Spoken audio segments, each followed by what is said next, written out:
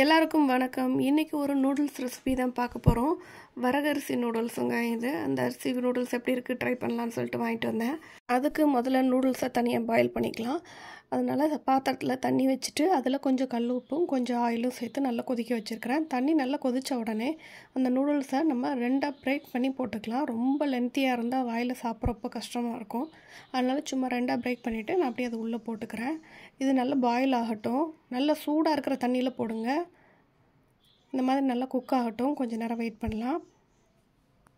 இதுலேயுமே ஃப்ளேவர்ஸ்க்கு நிறைய மசாலா பாக்கெட்ஸ்லாம் கொடுத்துருந்தாங்க. நான் அது எதுவுமே யூஸ் பண்ணல. நம்ம வீட்டில் உள்ள மசாலா பொடிகள் தான் நான் யூஸ் பண்ணியிருக்கிறேன். இப்போ பாருங்கள், இது நல்லா குக் ஆகிடுச்சு. தண்ணி ஓரளவு வற்றிருச்சு. ஆனாலும் கொஞ்சம் தண்ணி இருக்கும். அதை ட்ரைன் பண்ணிடலாம். ட்ரைன் பண்ணிவிட்டு கொஞ்சம் குளிர்ந்த தண்ணி போட்டு நீங்கள் அதை ஆற வச்சுருங்க. மறுபடியும் கடாயில் கொஞ்சம் எண்ணெய் ஊற்றி அது நல்லா சூடாகட்டும். நான் கடுகு சீரகம் அந்த மாதிரி எதையுமே சேர்த்துக்கல. ஸ்ட்ரைட்டாக நான் வெங்காயம் ஆட் பண்ணிக்கிறேன்.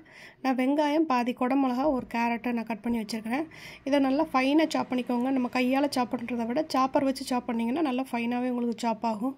அந்த மாதிரி சாப் பண்ணிவிட்டு அதில் கேப்சிகம் கேரட் எல்லாத்தையும் சேர்த்து நல்லா ஒட்டுக்காக போட்டு நல்லா வதக்கிக்கலாம். இது ஒரு செமி குக் ஆனால் போதும். அப்புறமா நான் தக்காளி பழம் இதில் அரைச்சி ஆட் பண்ணியிருக்கிறேன். ஒரு 3 தக்காளி பழம் நான் எடுத்துருக்கிறேன். நீங்கள் எடுத்த நூடுல்ஸோட அளவை பொறுத்து நீங்கள் தக்காளி பழம் கூட்டி குறைச்சிக்கோங்க. தக்காளி பழம் நல்லா பச்சை வாடை போகிற அளவுக்கு நல்லா வதங்கட்டும். நான் இஞ்சி பூண்டு பேஸ்ட் இதோட ஆட் பண்ணிக்கிறேன். அதையும் சேர்த்து நல்லா வதக்கிக்கோங்க. இஞ்சி பூண்டு பேஸ்ட்டோட பச்சை வாடையும் போகணும். போனதுக்கப்புறமா ஸ்பைசஸ் பார்த்தீங்கன்னா நான் மிளகாத்தூள் தான் ஆட் பண்ணியிருக்கிறேன். மிளகாத்தூளும் கொஞ்சமாக கரம் மசாலா தூளும் ஆட் பண்ணியிருக்கிறேன். வேறு எதுவும் ஆட் பண்ணல.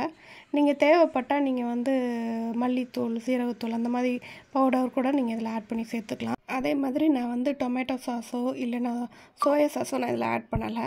சாஸஸ் எதுவுமே ஆட் பண்ணாமல் அதுக்கு பதிலாக பாஸ்தா சாஸ் கொஞ்சம் ஃப்ளேவர்காண்டி நான் ஆட் பண்ணியிருக்கிறேன். அப்புறமா இங்கே உப்பு ஆட் பண்ணியிருக்கிறேன். ஃப்ளேவர்காண்டி கொஞ்சமாக தான் ஆட் பண்ணுறேன். இதுவுமே ஆப்ஷனல், கம்ப்ளீட் ஆப்ஷனல் தான். இது இல்லாமல் கூட நீங்கள் செய்யலாம், நல்லா தான் இருக்கும். இப்போ இந்த மசாலா எல்லாம் நல்லா ஒன்றா மிக்ஸ் ஆகி கொஞ்சம் நல்லா பிளெண்ட் ஆகி வந்ததுக்கப்புறமா நம்ம பாயில் பண்ணி ஆற வச்சு கூல் பண்ணி வச்சுருக்கிற அந்த நூடுல்ஸை நம்ம இதில் ஆட் பண்ணிக்கலாம். நம்ம பச்சை தண்ணி ஊற்றி நம்ம வைக்கல அப்படின்னா நீங்கள் அது ஸ்டிக்கி ஆகிடும். ஸோ அதனால் கொஞ்சமாக பச்சை தண்ணியோ இல்லைனா ஐஸ் வாட்டரோ நீங்கள் அதில் நல்லா ஊற்றி ஆற வச்சுருங்க. ஆற வச்சிட்டிங்கன்னா அந்த மாதிரி தனித்தனியாகவே இருக்கும்.